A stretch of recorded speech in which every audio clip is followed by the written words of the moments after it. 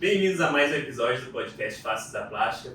Hoje a gente vai falar um pouco sobre uma área que eu sou especificamente apaixonado, que é a região do olhar, a anatomia, cirurgia, procedimentos, tudo sobre a região periorbitária, envolvendo o olhar, que é uma coisa que ficou muito em evidência nos últimos tempos. A gente está com um convidado aqui para lá de especial, eu e meu amigo André, a gente vai falar sobre a região do olhar. O André agora vai apresentar o Dr. Daniel Boro, que tem um currículo aí para lá de específico. Invejável, inveja pouco. Bom, prazer então apresentar o Dani para todos, Dr. Daniel Boro. Ele é chefe do setor de órbito-palpebral da Escola Paulista de Medicina, fez o seu fellowship também na Escola de órbito-palpebral. Ele é professor do Instituto Boggio, speaker da Galderma e acho que posso afirmar que é a pessoa que fala mais apaixonada sobre cirurgia plástica, tanto para paciente quanto ensinando. É um negócio, assim, impressionante a paixão que ele transmite quando ele fala sobre os assuntos que ele gosta. Eu acho que, assim, a gente vai ter que cobrar daqui a pouco do Daniel uma aula para poder mostrar toda essa empolgação que ele tem, né? Porque, assim, é especial o negócio, assim, é um outro nível. Dele sai naturalmente, cara. Sabe? Ou do lugar, a gente é travado, não consegue falar direito atrás, esse cara. Vamos lá. Nossa senhora, é um grande prazer estar aqui com vocês. Primeiramente, parabéns pelo projeto. Vocês estão aí encabeçando e sendo pioneiros mesmo de um projeto incrível na nossa área. E vocês mais jovens estão vindo com gás total. E, cara, eu sinto um imenso prazer e fico honrado por estar sendo convidado aqui para vocês. E espero ajudar aí o que for possível responder dessa região que eu também sou um grande apaixonado, que é a região do olhar. Maravilha, Daniel. Muito obrigado de novo por aceitar a nossa proposta aí. Vamos junto explicar um pouquinho mais para o pessoal.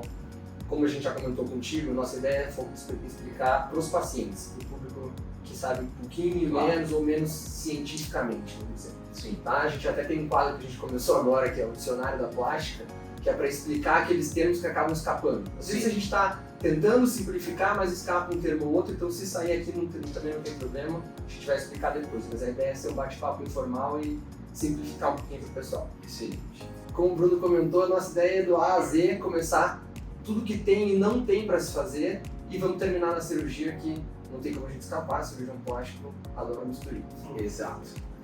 Eu acho que, assim, para a gente poder começar, a gente vai passar por todos os momentos, todos os procedimentos, como a gente diagnosticar direito alguma queixa do paciente. Quais procedimentos a gente pode associar até chegar no final cirúrgico, mas a gente pode segmentar um pouco por idade, talvez. Que acho que fica um pouco mais fácil de a gente conseguir dividir um pouco e apresentar de uma forma diferente para as pessoas. Então, assim, vamos começar mostrando mais ou menos como é que a gente consegue tratar e quais as diferenças específicas de cada grupo etário dos nossos pacientes que chegam para você. Excelente. E uma das questões maiores é que a primeira área de envelhecimento da face é a região do olhar, né? Então, realmente é uma área que a gente tem que dar uma atenção muito grande. E como o André falou, desde procedimentos minimamente invasivos a gente começar a fazer e prevenindo, fazendo a prevenção do processo de envelhecimento, vai muito melhor e a gente vai deixar aquele paciente muito menos envelhecido quando a gente chegar nos 50, 60, 70 anos de idade, né? E esse que eu acho que é o mais interessante da nossa medicina atual, que é promover a prevenção, né? E não simplesmente tratar, embora tenhamos que tratar quando houver necessidade, né?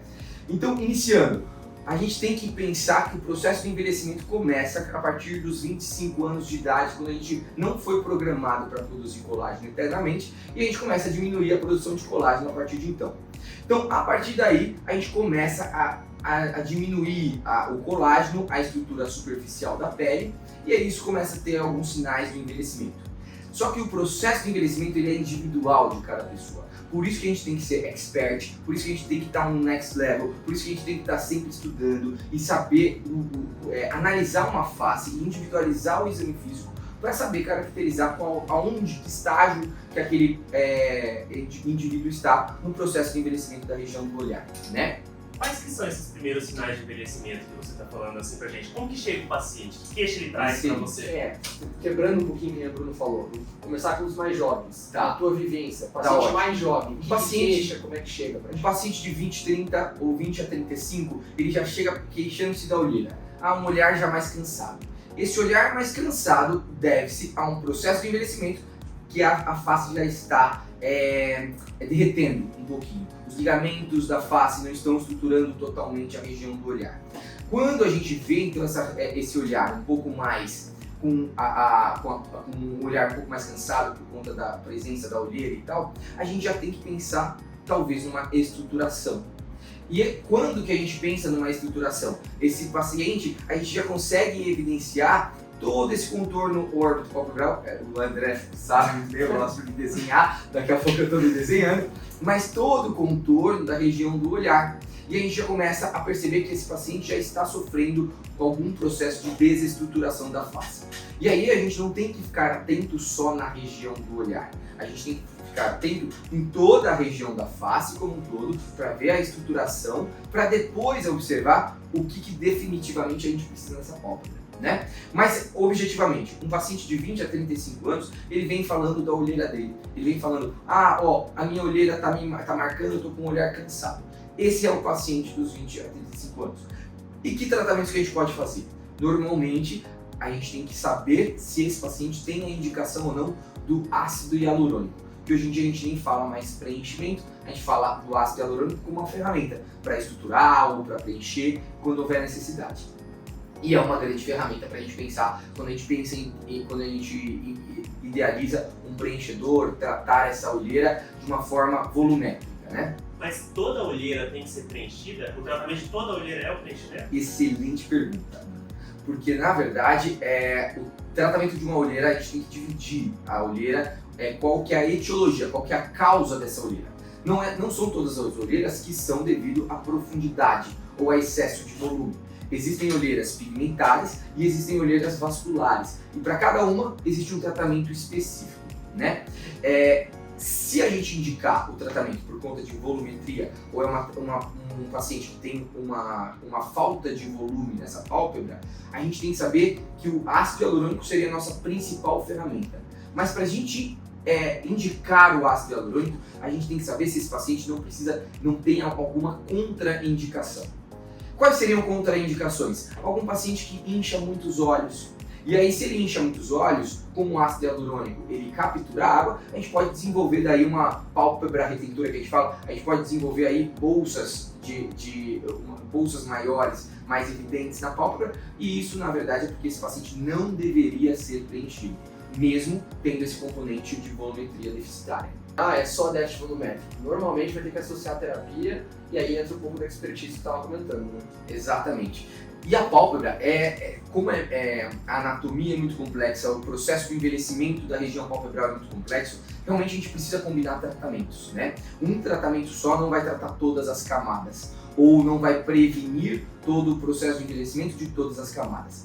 Por ser uma área tão complexa, precisa de vários tratamentos. Tem gente que fala que a pálpebra é tão difícil de tratar, por isso que não existe só um tratamento, por isso que todos falham. Não, na verdade não é isso. Na verdade é uma área realmente difícil de ser tratada, mas que precisa de uma combinação de tratamento por conta de ser uma área tão específica. Comentou de contraindicação, né? Falando do ácido hialurônico um pouquinho. Contraindicação que você comentou da parte da pálpebra retentora. A idade, tem algum problema de contraindicação, um paciente mais velho que praticamente com certeza terá um déficit volumétrico, pode preencher também? Excelente pergunta. Primeira coisa, quando a gente quer preencher a pálpebra, é aquilo que a gente conversou. Primeiro precisa ver a estruturação da face dela. A queixa dela é a olheira, mas a gente tem que ver a estruturação da face completamente, para daí, depois da face estruturada, a gente conseguir preencher o refinamento, que no caso seria a pálpebra e a olheira, né? Não tem uma contraindicação você tratar a olheira mais jovem ou a olheira mais velha, mais envelhecida. Existem pacientes com pálpebras mais flácidas que eu não utilizaria o ácido hialurônico como a primeira ferramenta, mas não é por conta da idade dele que vai contraindicar eu utilizar o ácido hialurônico nesse paciente. E para a pessoa que está ouvindo, que pensou, mas eu incho muito, essa pessoa manda embora, teve que fazer. Eu educo essa pessoa, porque realmente nós somos os responsáveis, nós estudamos para isso. Ela chega com a queixa achando que vai resolver o problema e realmente eu tenho que jogar esse balde de água fria que gera uma frustração, e eu acho que na nossa área a gente trabalha muito expectativa e realidade e a gente tem que saber trabalhar isso e o principal é saber educar esse paciente. e falar para ele o porquê que ele está contraindicado. Porque com certeza ele vai ser menos feliz se tiver o preenchedor na pálpebra dele, caso eu não tivesse feito essa análise, esse diagnóstico de contraindicação. Além do ácido hialurônico, a gente consegue preencher de alguma outra forma a região da olheira? Na verdade sim. Fora o ácido hialurônico, temos a gordura. Eu pensava que eles eram de procedimentos minimamente invasivos. Temos a gordura, que seria a lipoenxertia, que a gente conseguiria realizar, principalmente quando a gente está falando em ambientes cirúrgicos, né? Após uma lipoaspiração, trata a gordura, e aí a gente pensa no nanofat ou no microfat. Quando que eu vou utilizar um, quando eu vou utilizar outro, tá? O nanofat normalmente é minha escolha e é mais pela qualidade da pele, pela melhora da qualidade da pele do que preenchimento, embora preencha um pouco, tá? O microfat tem que ter muito cuidado por conta de desenvolvimento ou de aumento de volume demais, que você não teve noção durante o pós-operatório, ou até de chantelasma. Existem aí alguns estudos científicos mostrando a presença de chantelasma na gordura na pálpebra. Não é minha escolha preencher a pálpebra com gordura, tá? Minha escolha sempre é pelo ácido hialurônico, pelo também poder que eu posso retirar ele caso haja necessidade, e a gordura integrada eu não consigo devolver, não consigo remover, mas é uma excelente opção caso você tenha lá como uma ferramenta para você, né? E o ácido hialurônico costuma durar quanto tempo, mais ou menos, esse caso de preenchimento da olheira? Ótimo. Na região palpebral, a gente faz com um gel um pouco mais fino. É importante ressaltar para o pessoal, né, que não estuda essa parte nossa, que o ácido hialurônico tem de diferentes géis, né? Tem géis mais finos, géis mais fortes, mais endurecidos. Os géis mais endurecidos, normalmente eles absorvem em mais tempo, né? Demoram mais tempo para serem absorvidos totalmente. Géis mais finos demoram menos tempo. Porém, a pálpebra não é uma área de muito movimento.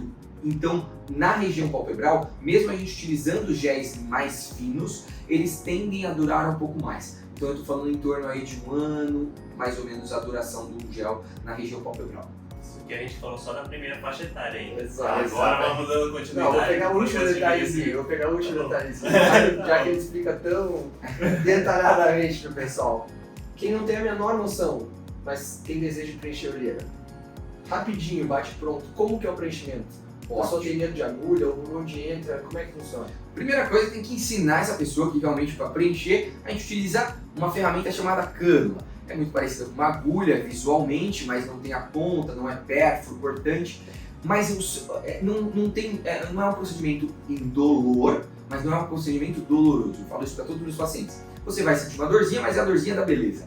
Mas não é algo incapacitante. Nunca tive nenhum paciente que tenha parado o procedimento no meio por dor. Não, é um procedimento totalmente tolerado. A gente consegue pôr anestésico tópico só para a região da porta de entrada, e com a cânula, que é uma ferramenta, um dispositivo um pouco mais alongado, a gente consegue com uma mesma porta de entrada conseguir preencher a região palpebral como um todo. Tem um incômodozinho, mas nada que impeça o procedimento por ser muito doloroso.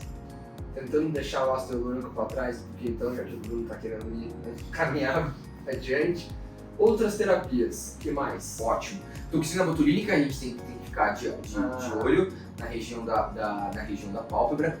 Eu mesmo utilizo a toxina botulínica desde os meus 27 anos de idade. Eu tenho uma alteração que é uma hipertrofia do músculo e que muita gente confunde, vem ao consultório pensando que é uma bolsinha, né? E uma das melhores ferramentas para tratamento dessa hipertrofia, e que orientais também tem muito, é a toxina botulínica na região dessa pré-tarsal. Então a toxina botulínica vem como uma ferramenta tanto para prevenção dos pés de galinha, a gente está falando daí do botox preventivo, que é um termo mais genérico utilizado, mas também para tratamento caso tenha hipertrofia aí de orbicular dos olhos, né?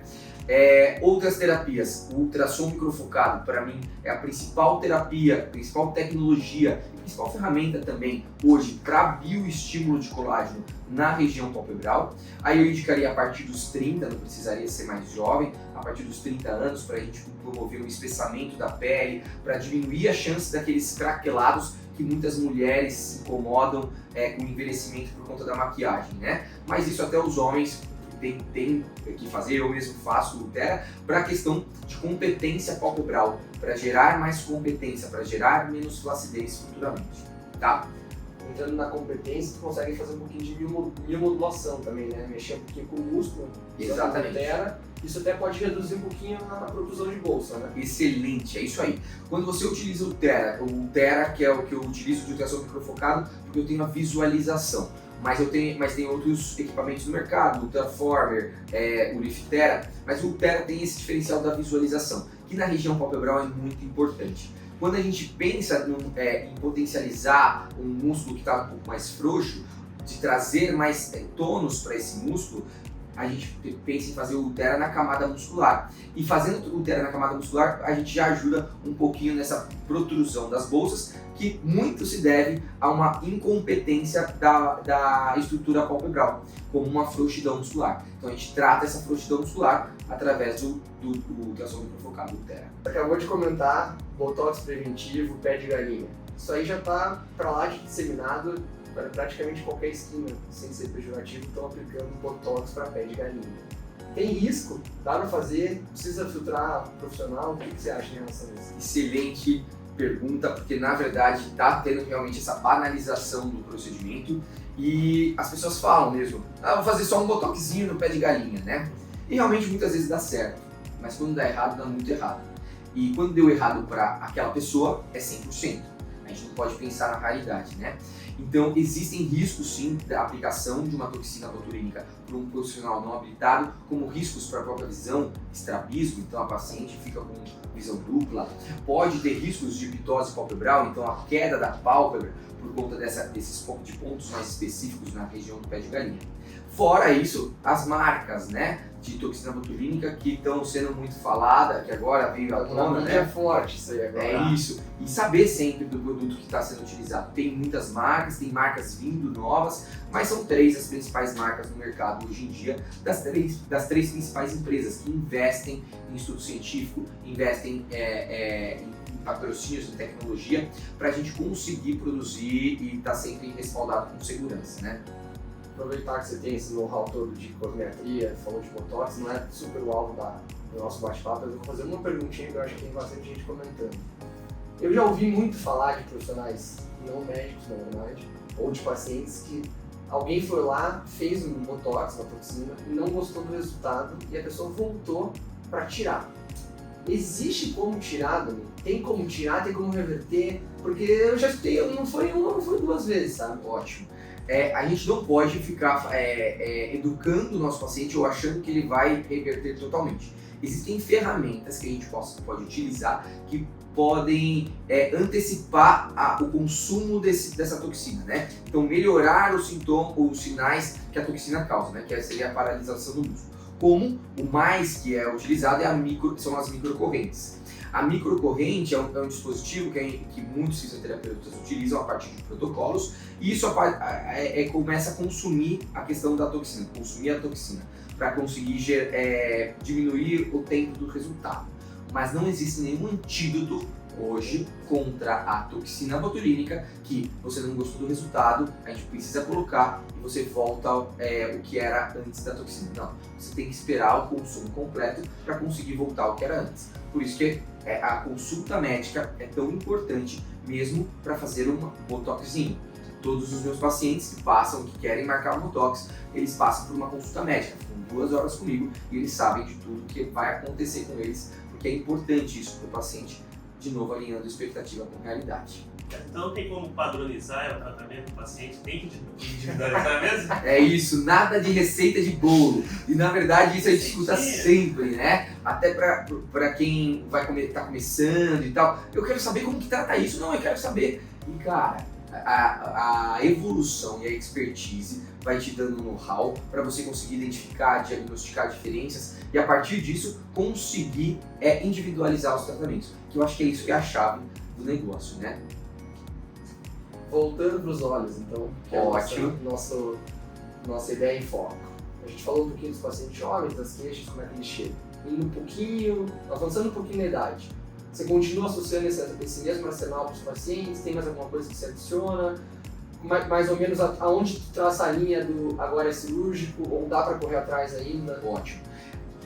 Falar assim, aonde a gente começa o cirúrgico ou não, aí eu tô falando de pálpebra superior principalmente, tá? Porque hoje em dia a gente não tem nenhum tratamento minimamente invasivo na pálpebra superior que consiga retirar o excesso de pele. Existe aí o plasma tal que promete uma retração, mas ninguém é tão bom ou tão indicado quanto a cirurgia para ressecção de pele ou de bolsas de gordura quando ela é indicada. Já fiz em pacientes jovens a blefaroplastia superior, então a cirurgia das pálpebras da superior em pacientes de 32 anos, 31 anos. Não é o que é habitual, mas a partir dos 40 anos acaba acontecendo isso. A partir dos 40 anos, normalmente a gente acaba indicando mais as cirurgias da pálpebra superior, que é a blefaroplastia superior, né?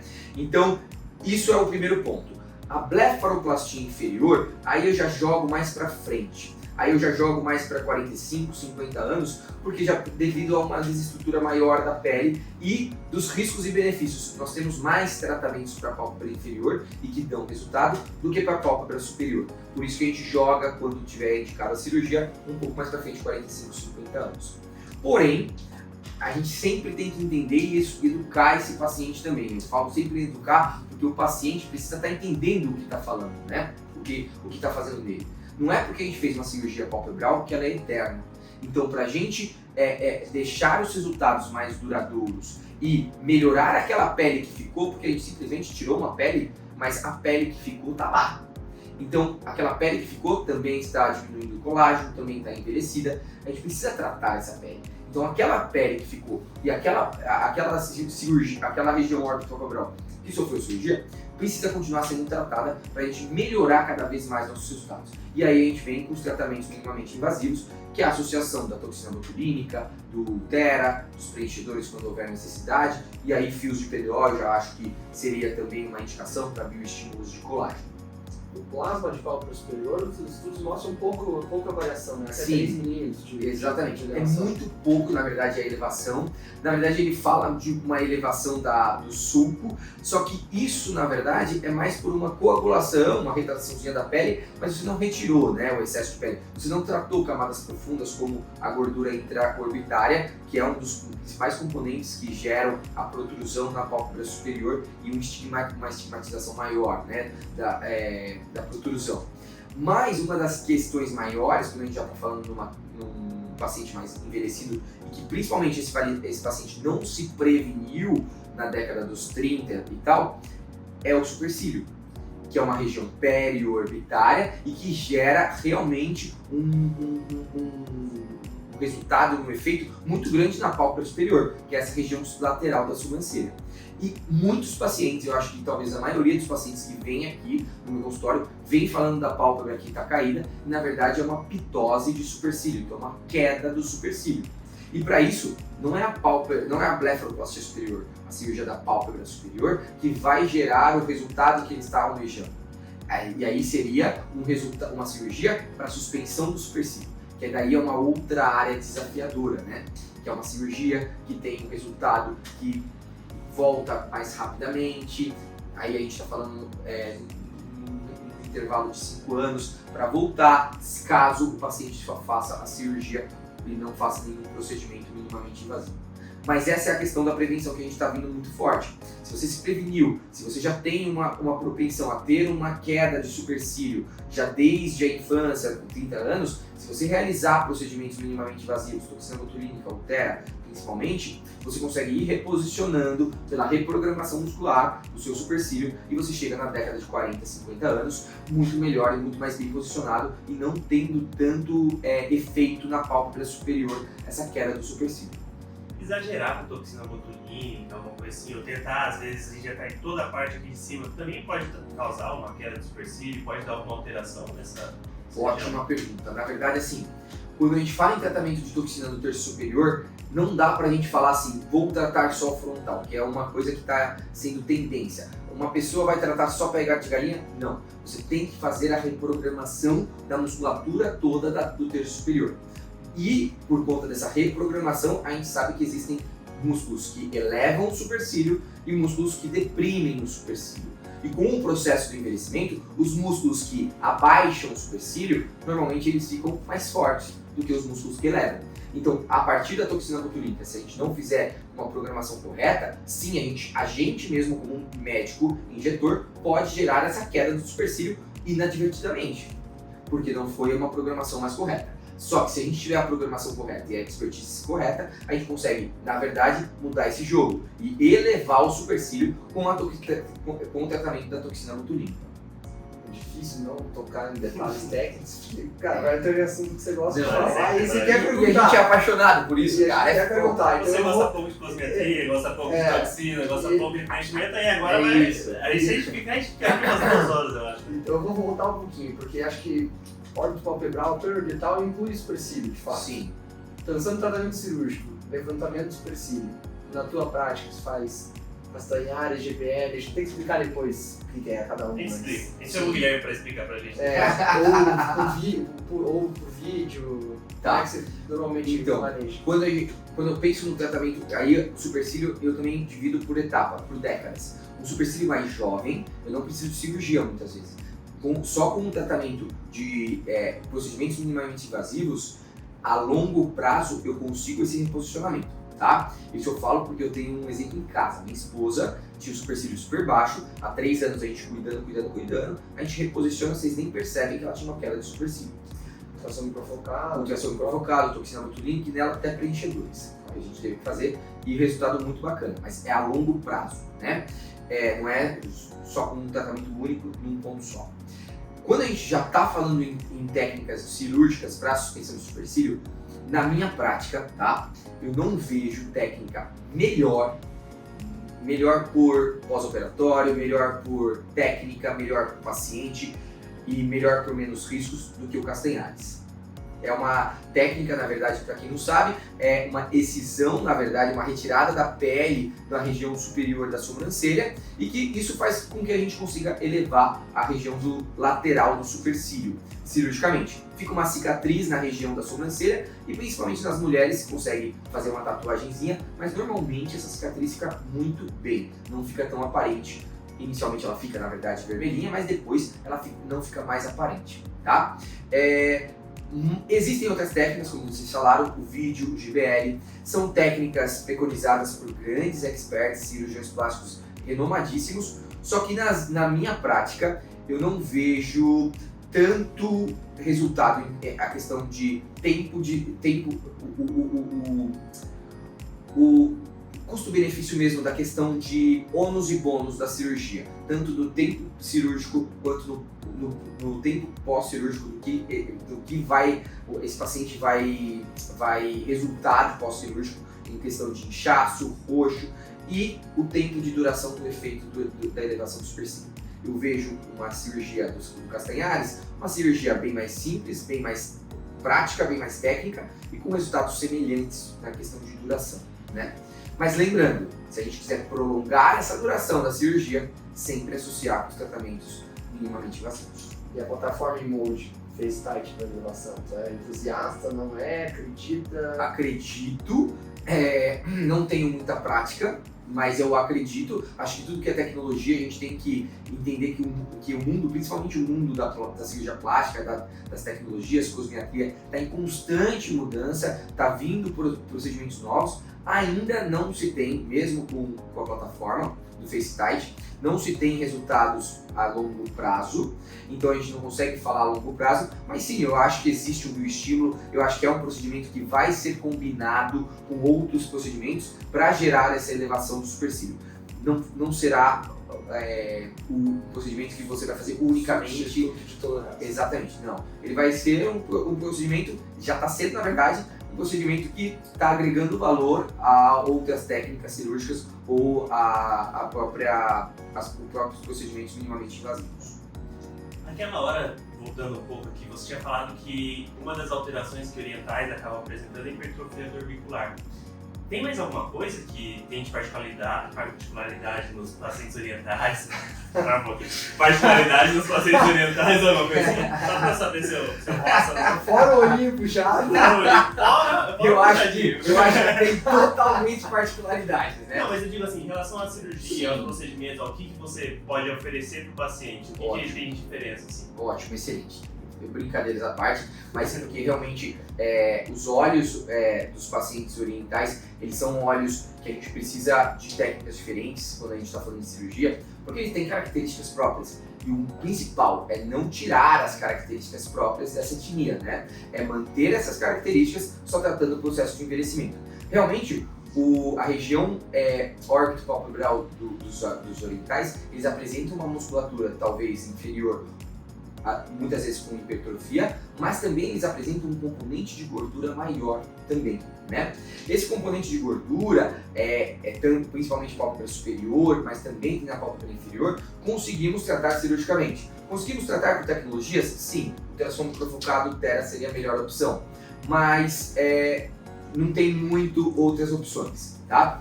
Uma das características principais, na verdade, dos olhos orientais é na região palpebral, que eles apresentam um sulco palpebral um pouco mais abaixo do que nos pacientes ocidentais. Então, o que eu quero dizer com isso? Pacientes orientais com os olhos muito puxados, muitas vezes você nem vê aquela dobrinha. Você tem a dobrinha, né? Meus 25% que ali. Mas tem muitos pacientes que não têm a dobrinha, ou tem muitos pacientes que têm a dobrinha muito abaixo, quase chegando no supercílio, e que ela não aparece. Principalmente as mulheres se incomodam porque não conseguem passar uma maquiagem, porque não conseguem diferenciar. Maquiagem do gatinho. O gatinho aparece muito, né, cara?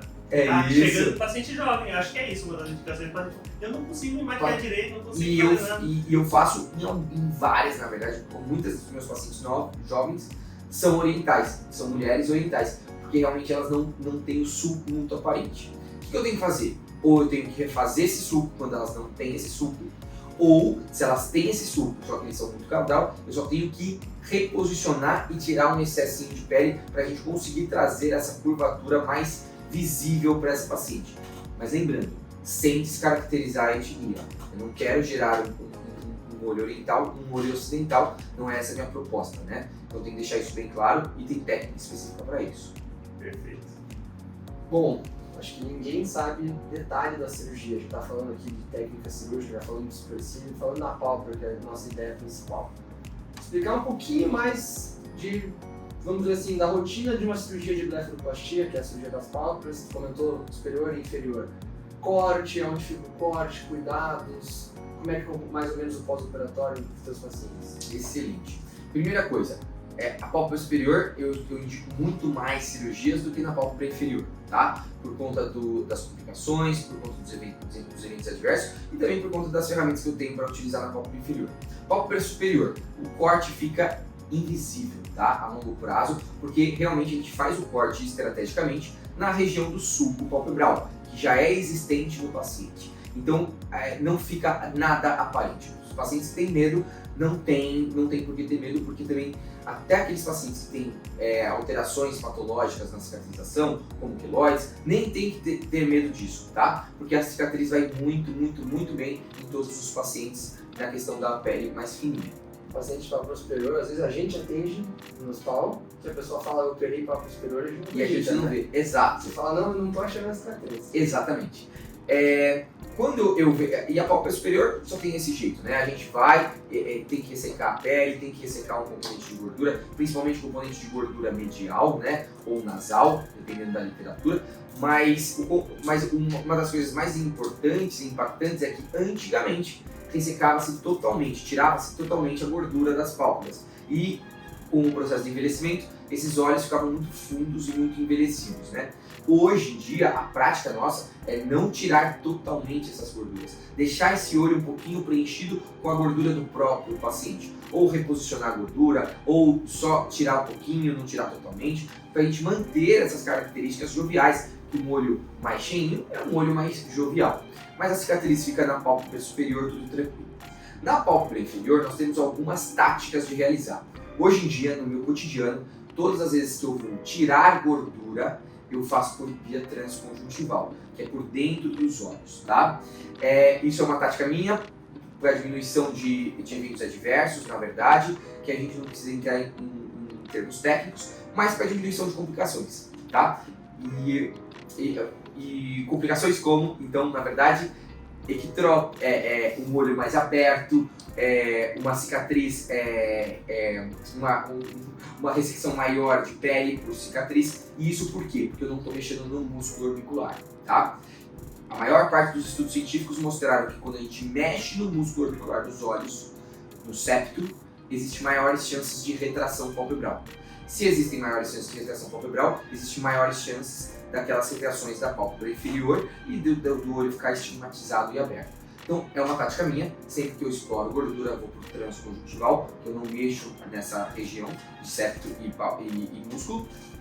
E ressecar a pele, eu resseco pelo só a pelezinha e eu venho pelo retalho cutâneo. E aí, o corte da pálpebra inferior é um corte subciliar, mal se vê também.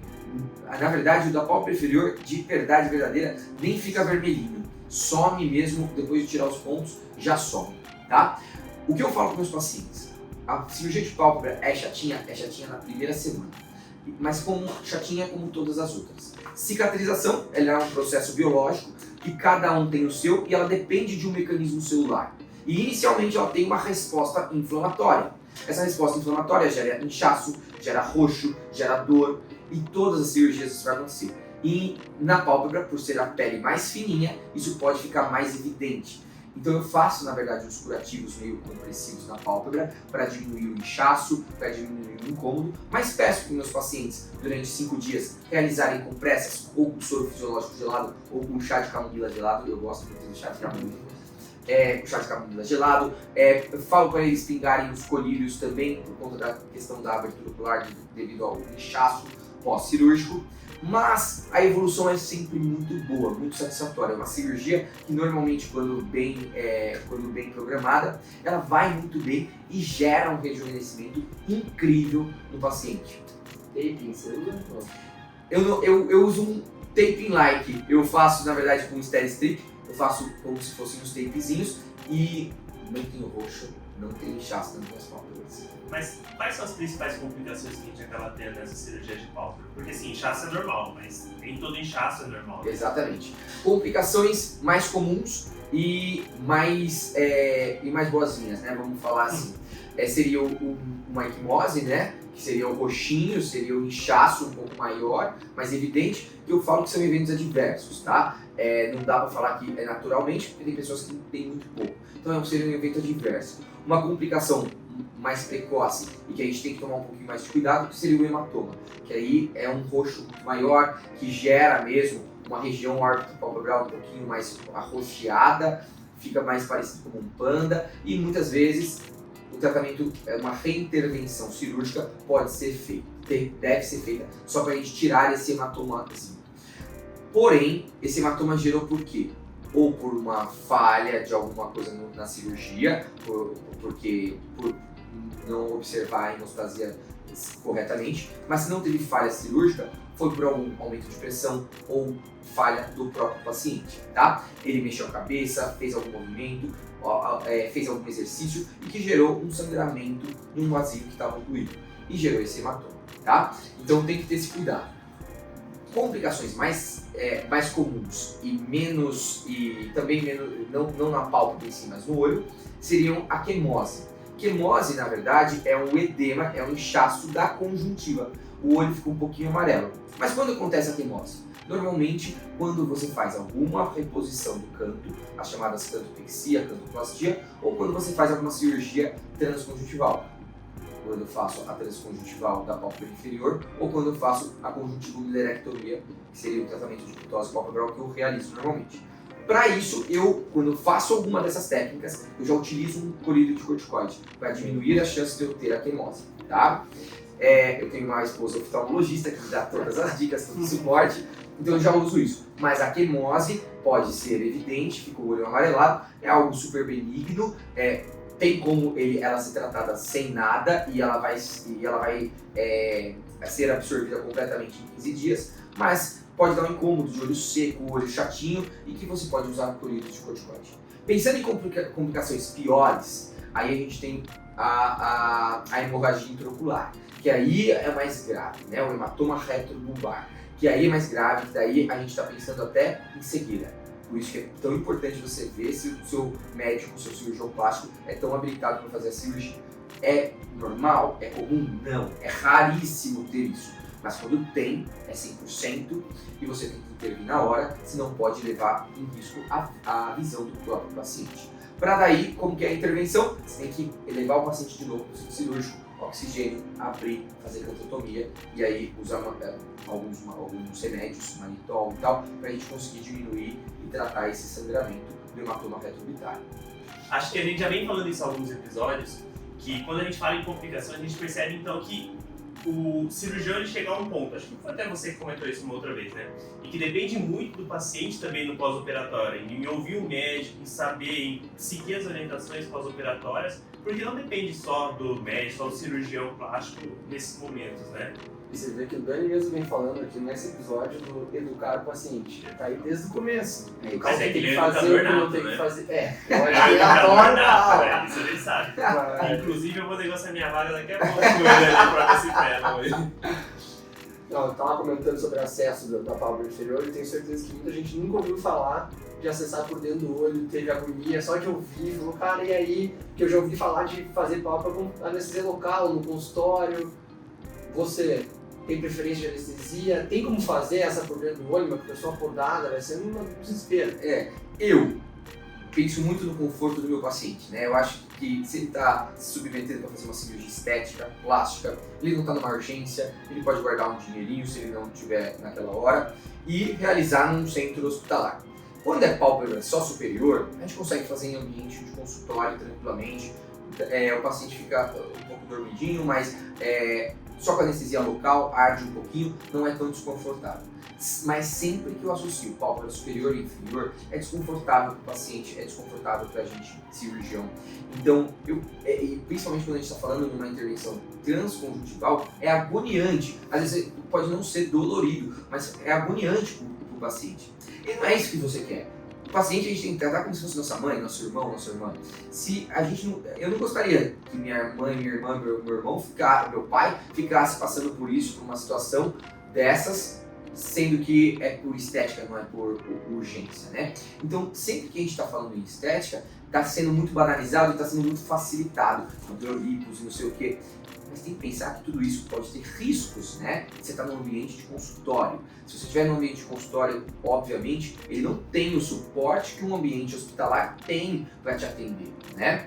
Então, sempre que eu vou fazer uma cirurgia maior, aí eu penso em pálpebra superior e inferior, é sempre hospitalar mesmo que eu utilizo para realizar. E principalmente transconjuntival. Mas nesse caso da pálpebra superior só, dá para fazer. Outra coisa dos top achados do Google. Em vez de fazer o corte na cirurgia de pálpebra, dá para usar laser para fazer o corte? É muito mais avançado? Devo pagar mais para isso? Nossa, é excelente, porque assim, os pacientes acham, né? Você vai fazer a laser, né? E o bisturi é a melhor ferramenta hoje em dia para a abertura da pele, até pensando na queimadura, né? Existem aí algumas tecnologias de laser que promovem menos queimadura de pele, que não chegaram ainda no Brasil, mas que promovem menos queimadura da pele mesmo, superficial, e não prejudicaria a cicatrização. Mas o corte vai ser o mesmo, vai ser igual, tá? Uma das coisas que a gente pode ser feita, sim, e aí eu acho que é legal evidenciar, é na pálpebra inferior. Lembra que eu falei que a pálpebra superior não tem outro tratamento quando é indicada a blefaroplastia. Tem que ressecar, tirar e tal. Na pálpebra inferior já não. Existem casos que você fica naquela dúvida se retira ou não pele, e que se você fizer tratamentos que sejam agressivos àquela pele superficialmente, você consegue retrair e trazer bons resultados. Quais? Peeling, eu uso peeling de ata, vai muito bem, e no intraoperatório mesmo faço blefaro superior e uso peeling de ata. Lasers ablativos, aí eu penso no Erbium normalmente, ou no CO2 quando eu quero mais agressivo, mas eu posso utilizar lasers para tratar mesmo pele, mas não para fazer a incisão. Quando eu penso, eu vou utilizar você vai utilizar a tecnologia de laser para abrir minha pálpebra? Não. Às vezes mas eu quero que utilize. eu nem sei aonde está esse laser, tá? Para utilizar essa abertura, eu vou falar para você que vou utilizar e não vou utilizar porque é mentira. O bisturi frio é a nossa melhor ferramenta hoje em dia para abertura da pele, tranquilamente, pensando na queimadura da pele. Tá, e esse peeling que comentou, o laser, dá pra fazer caráter ambulatorial também? Sim, com certeza. Não precisa levar para o centro cirúrgico obrigatoriamente. Não precisa. Aqueles pacientes mesmo que tem aquele craquelado, que chegam, que já fizeram blefaroplastia superior e inferior antigamente, e o paciente vem com aquele craquelado, com aquela pele um pouquinho mais chatinha, que você fala, meu Deus, será que eu tiro excesso de pele ou não? É o paciente ideal para você fazer esses procedimentos ambulatorialmente no consultório, né? E aí você pode utilizar da ferramenta do peeling, ou dos lasers, ou até de microagulhamento quando houver necessidade. Mas microagulhamento eu deixo para depois. Eu penso mais no peeling e no laser como minhas melhores opções. Deixa eu pensar o que mais tem de queixa. Outra coisa. A gente tenta segmentar do ponto de vista educacional e até para o paciente em partes da face, né? Então a gente está comentando aqui do olhar, queixa do olhar. Só que é tudo integrado. Sim. Então muitas vezes a pessoa não sabe que o seu problema, que a sua alteração está no olhar e vice-versa. Tem muita gente que reclama com o paciente mais idoso, normalmente um pouquinho mais sobrepeso, ou tabagista. Aquele gordinho que fica aqui embaixo, assim. Minha chave do negócio. Dá pra resolver? Faz parte do olho. Eu sou um compêndio de órgão papel, por isso que eu gosto tanto dessa área, né? Eu tenho todas as alterações mesmo. Você está falando do Malar Mound, né? O Malar Mound ou o Festum, que na verdade são entidades diferentes, né?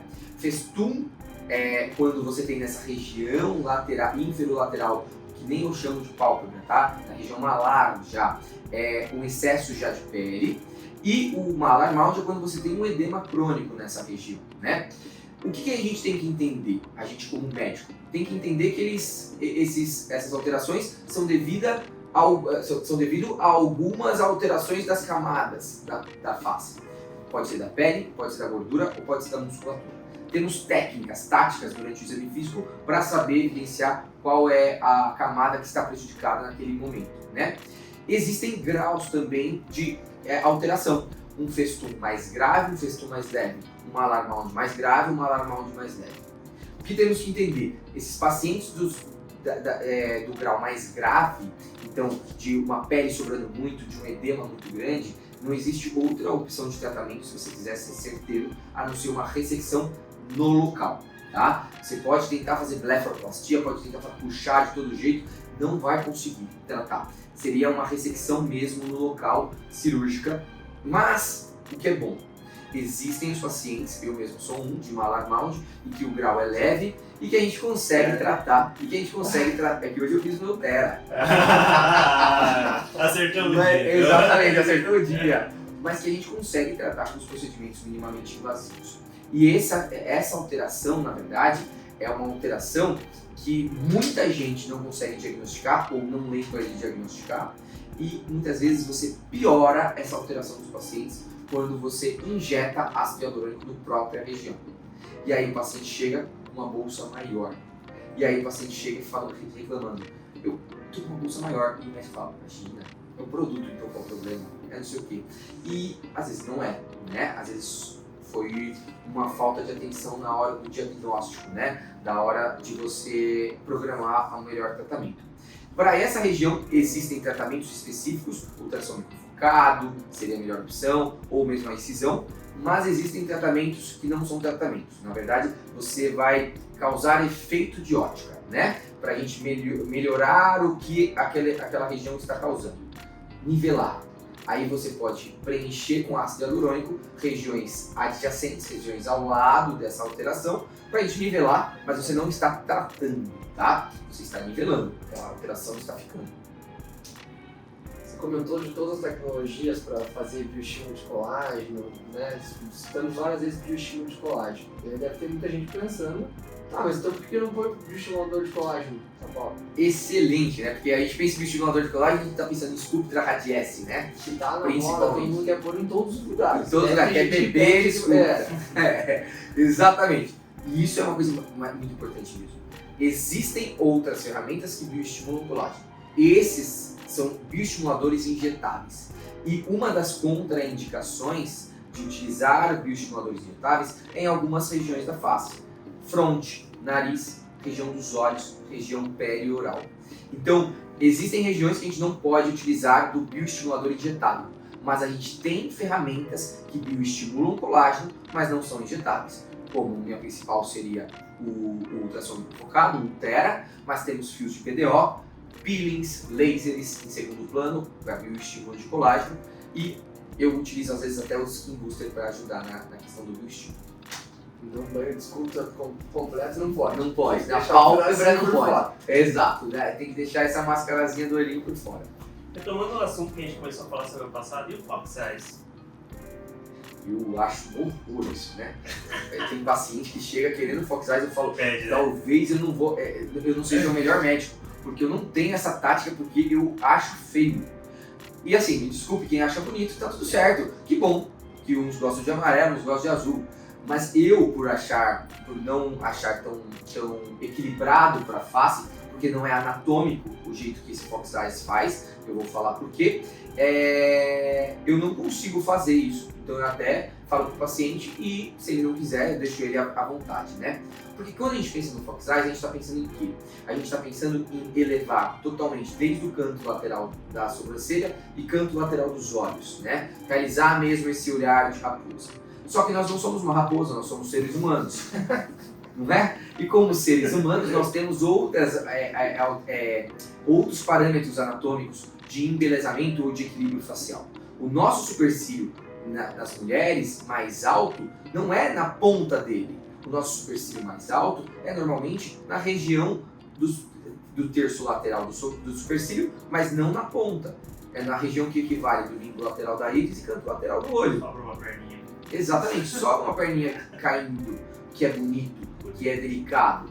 Então, quando a gente pensa em Fox Eyes, eu estou pensando nisso aqui. Eu não estou pensando no lifting do supercílio. Eu estou pensando nesse lifting, na verdade, da ponta do supercílio.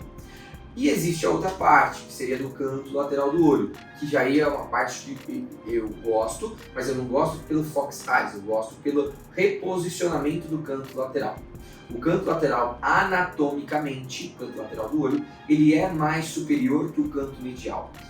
Com o envelhecimento, ele acaba caindo um pouquinho e gera um olho mais retificado ou até mais caidinho, e que é normalmente uma característica envelhecida. Para jovializar, para rejuvenescer, eu consigo trazer esse com técnicas cirúrgicas ou até com técnicas minimamente invasivas, quando o grau não é tão pesado, tão grave, eu consigo reposicionar esse canto lateral e isso sim fica bacana. Mas pensando no Fox Eyes para supercílio, eu acho que eu contraindico. É bom, porque a gente tem exemplo de profissional que pratica o que acredita de fato, né? Não só escuta o que a pessoa quer e sai fazendo. É um diferencial. A gente até já comentou mesmo. Sim. Exato. Não sei se a gente vai entrar nesse assunto, se o Dani vai querer falar um pouco mais de pessoal, mas comentou Claro, com certeza, falo de tudo. Comentou e a gente sabe que a sua esposa é oftalmo. Sim. E essa relação? Você trabalha com a palpebral, oftalmo, vocês trabalham direto juntos? Espetacular. E aí? Espetacular. Os pacientes perguntam para ela se é melhor fazer com cirurgião plástico ou oftalmo a cirurgia das pálpebras, ela fala, você vai ter o combo, vai fazer com os dois. Na verdade, quem faz a cirurgia, ela não tem a formação, ela tem formação de câmara anterior, então córnea, catarata refrativa, mas eu tenho a formação de órbita palpebral, então muitos pacientes chegam por ela, ou pacientes chegam por mim, só que todos os meus pacientes que vão fazer cirurgia de pálpebra, ela sempre avalia o paciente. E não porque a gente é casal, e não para dar paciente para ela. Porque o meu paciente é melhor assistido quando ele é avaliado a superfície ocular dele antes da cirurgia e depois da cirurgia. Porque a cirurgia de pálpebra pode dar olho seco.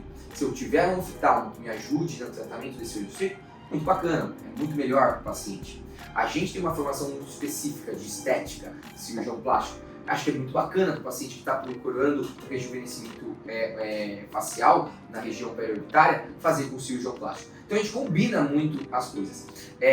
Sou eu que faço a cirurgia, ela me auxilia em todas as cirurgias órbito-palpebral, então ela tem realmente uma formação bacana, ela tem uma referência muito bacana, mas a maior referência dela realmente é olho, não é pálpebra, é olho. Então isso me ajuda muito na questão principalmente do pós-operatório, então do meu acompanhamento meu paciente é muito bem acompanhado e muito bem assistido. Então não tem briga. Ela indica para o cirurgião plástico.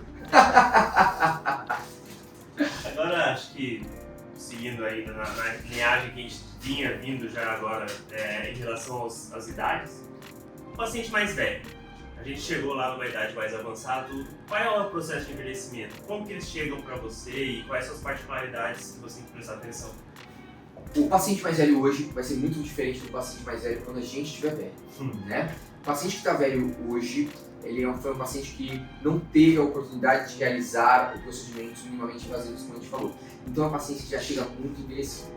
E eu falo que daí muitas vezes é indicado o combão órbito-palpebral, que é uma cirurgia complexa mesmo, que eu tenho que tratar supercílio, pálpebra superior, pálpebra inferior, e muitas vezes, na verdade, tem que realizar um lifting facial para reposicionamento do terço médio, tá?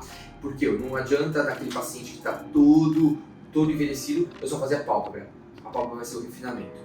Mas, para um paciente que está com a face bacana, e principalmente isso acontece com homens, tá? Que está com a face bacana, mas está com a região periorbitária muito envelhecida, na maioria dos casos, eu corrijo o supercílio, venho para a pálpebra superior, faço o tratamento do canto, reposicionando o canto, trato pálpebra, tanto componente de gordura, quanto componente de flacidez e pele.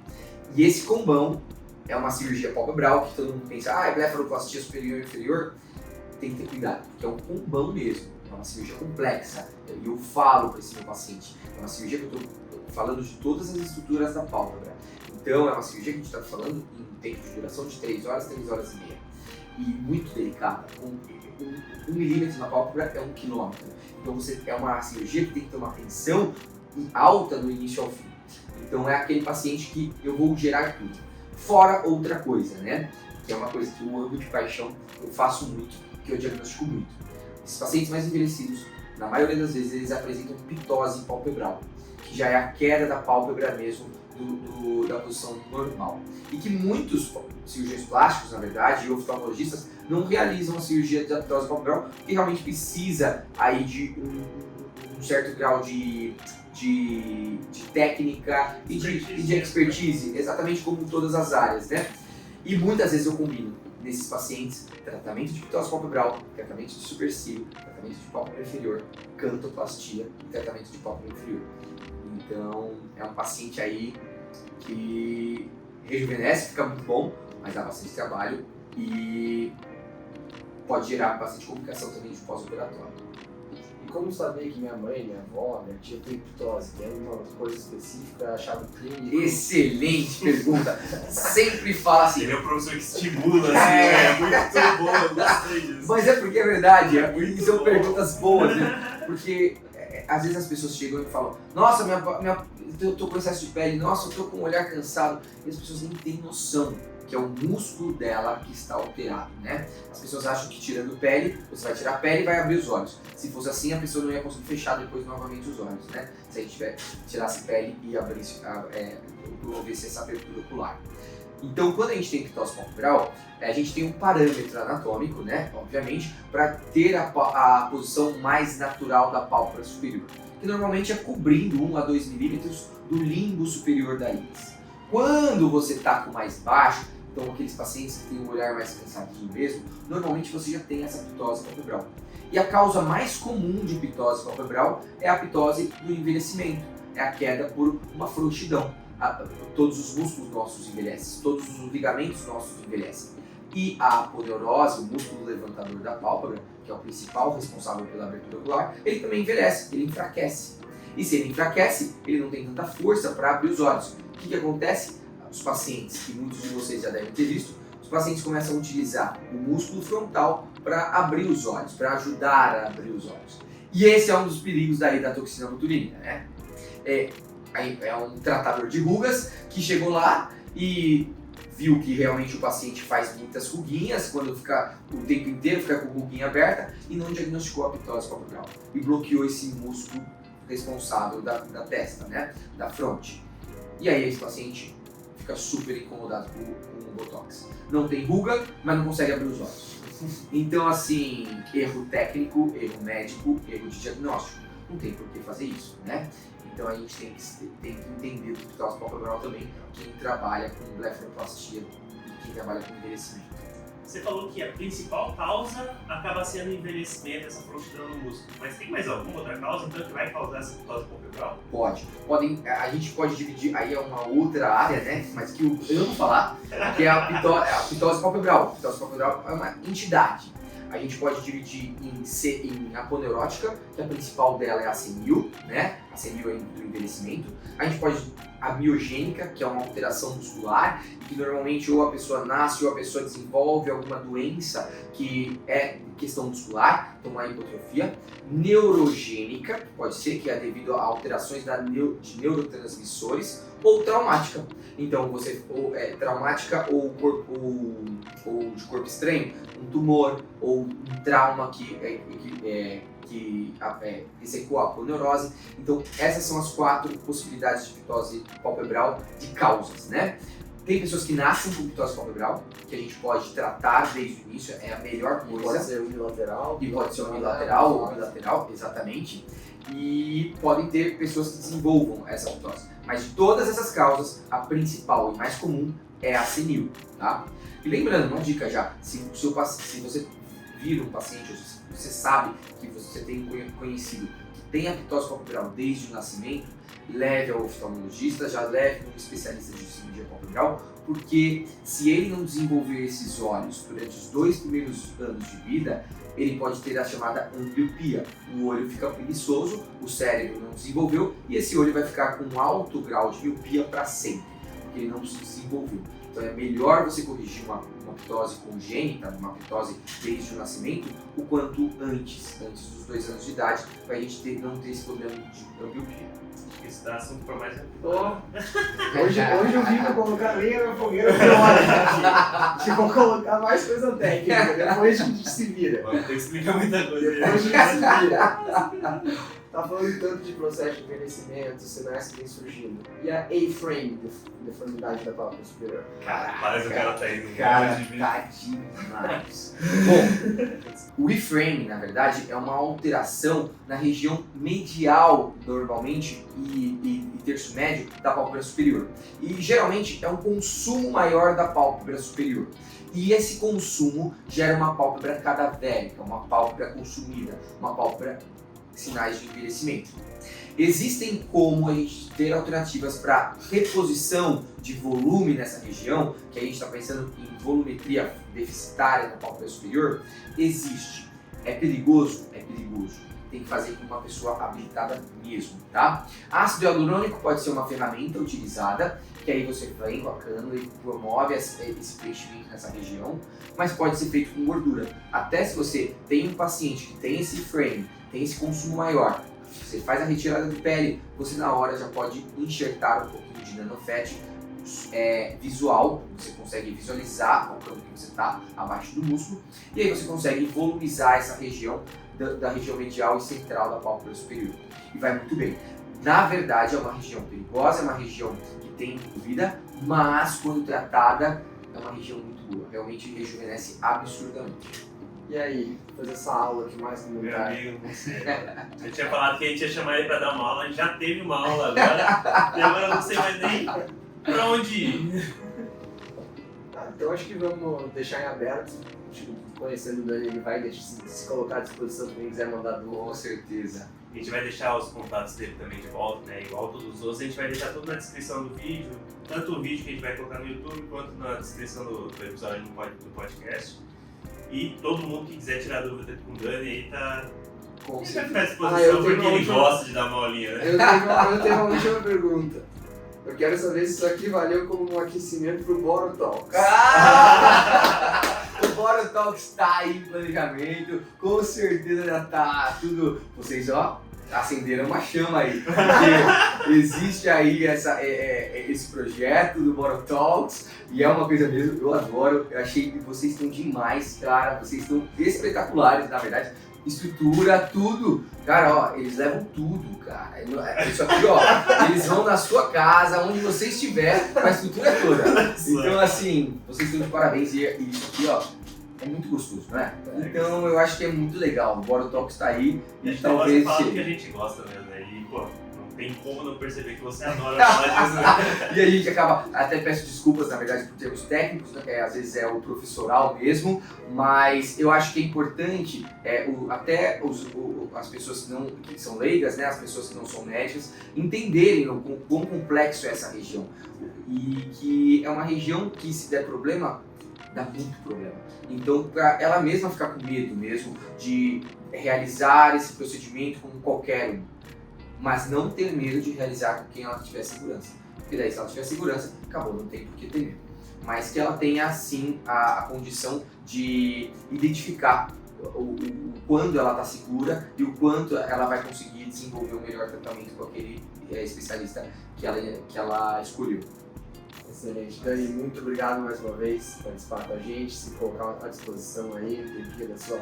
Cara, eu sei como tá a tua agenda. Deixa eu dar um vislumbre. Acho que é só por isso que o Bonotox saiu aí, né? Mas é isso aí.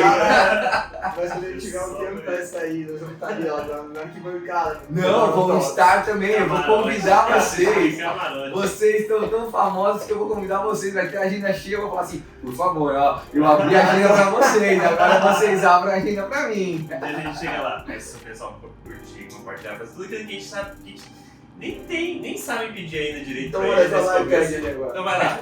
Pessoal, então lembra, curtir, compartilhar. Vamos fazer isso, movimentar um pouco, Vai né? lá, Porque segue tem o muita Face. gente boa aqui mesmo. Segue o Face da Plástica, segue o Dr. Daniel Boro. É Com isso certeza, aí. mandem as suas dúvidas aqui embaixo que a gente vai mandar pro Dani esclarecer tudo. Com certeza. Quero agradecer mais uma vez vocês, de verdade. Excelente iniciativa. Vocês estão demais mesmo, viu? Obrigado pelo convite e espero ter ajudado vocês.